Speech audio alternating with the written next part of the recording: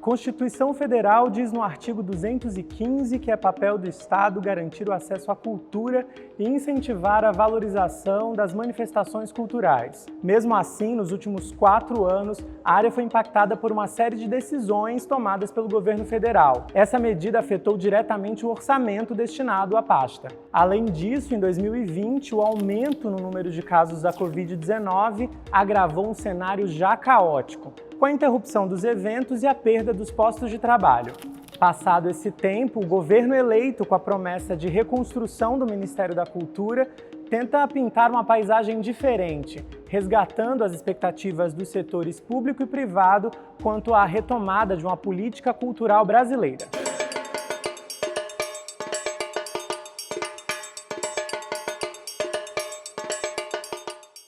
Eu penso que esses últimos 4 anos, o período entre 2019 e 2022, nós tivemos aí 4 anos bem paradoxais, porque, de um lado, nós tivemos 2 tragédias.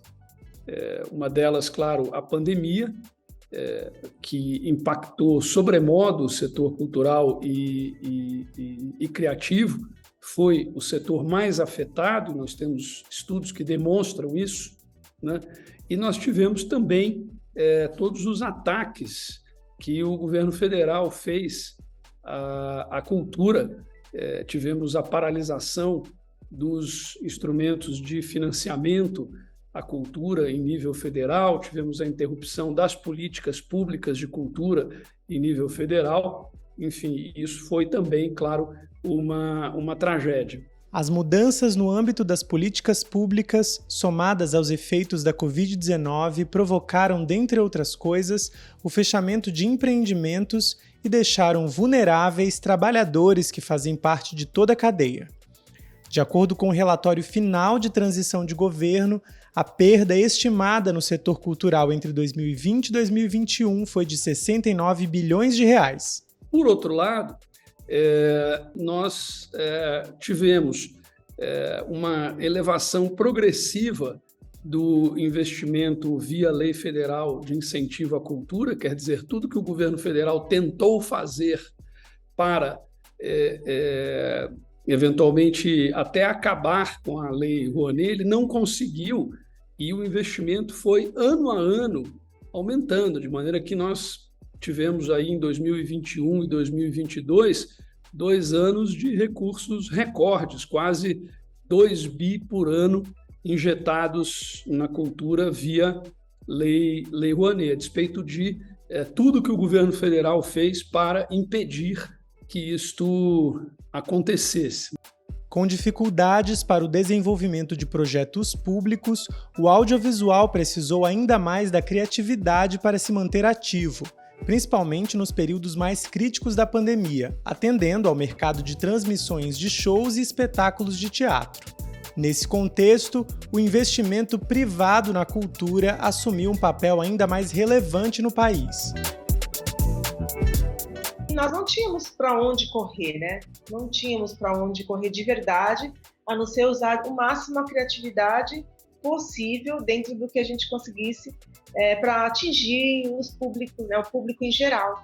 Então, eu lembro de peças de teatro sendo realizadas online, de forma online. Então, o mundo digital, como estamos aqui hoje, ele cresceu, evoluiu muito nesse sentido, para facilitar mesmo, dar essa possibilidade e oportunidade para as pessoas, de alguma forma, trabalharem. Então, shows, lives e mais lives, de verdade, acho que se nós todos, assim, que somos desse setor, vamos falar assim, no setor de economia criativa, da comunicação, do cinema em si, do audiovisual, publicidade e tal, nós que somos desse setor, não tivéssemos, de alguma forma, nos reinventado, teria sido mesmo uma catástrofe, Independentemente do que aconteceu no âmbito do governo federal, o fato é que as empresas vêm, ano a ano,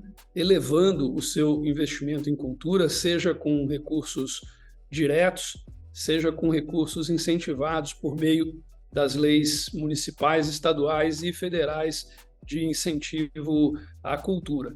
Isso se deve, na minha visão, por duas razões. Quer dizer, primeiro, a percepção de que o patrocínio cultural se inscreve dentro das políticas de ESG das empresas, ou seja, nós estamos falando aqui também de responsabilidade social. A segunda razão é que também isso, vários estudos têm mostrado, inclusive pesquisas feitas pelas próprias empresas, quer dizer, que o retorno em termos de percepção positiva, em termos de imagem que o patrocínio cultural dá a essas empresas também é algo muito significativo, tem aí um ROI bastante elevado, né? Um retorno sobre investimento. Na recriação do MINC, ainda em dezembro, o novo presidente anunciou Margareth Menezes como ministra. A cantora integrou o grupo de trabalho de cultura no gabinete de transição. Na nova composição, o Ministério conta com 6 secretarias que atuarão em assuntos como diversidade cultural, direitos autorais, economia criativa, audiovisual e outros. Em 2023, a pasta tem disponível um orçamento de aproximadamente 10 bilhões de reais. Além da administração, o recurso também é destinado à aplicação das leis Paulo Gustavo e Aldir Blanc II, de incentivo ao setor.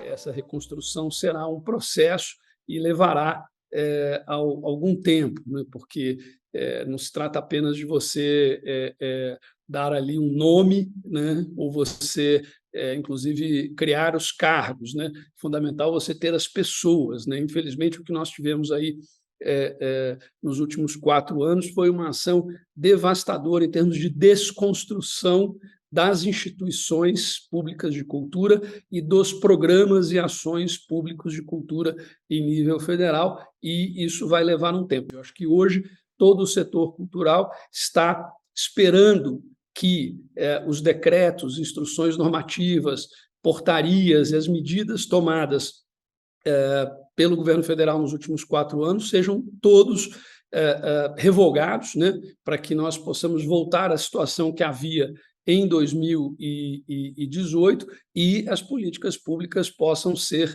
retomadas. Hoje, quando você olha para trás e vê, ufa, passamos por isso e acreditamos que agora vai ser diferente. Nós vamos conseguir evoluir ainda mais com todo um novo governo, acreditando que nós temos essa possibilidade de desenvolver agora diversos projetos. É claro que para tudo isso anteriormente, se não houvesse algumas marcas que apoiassem também tudo isso, nos desse, acreditasse também, não, vamos fazer, ainda tem esse filme, ainda tem esse projeto, ainda tem esse evento, tudo isso não teria acontecido, então sobrevivemos. Não foi fácil, claro que teve muitas pessoas que foram prejudicadas de verdade nesses últimos tempos, porém eu consigo enxergar agora um mercado com um pouco de fôlego para poder seguir em frente, assim, com uma certa esperança, né? No segundo episódio desta reportagem especial, saiba mais sobre as expectativas do setor privado para a retomada do setor cultural.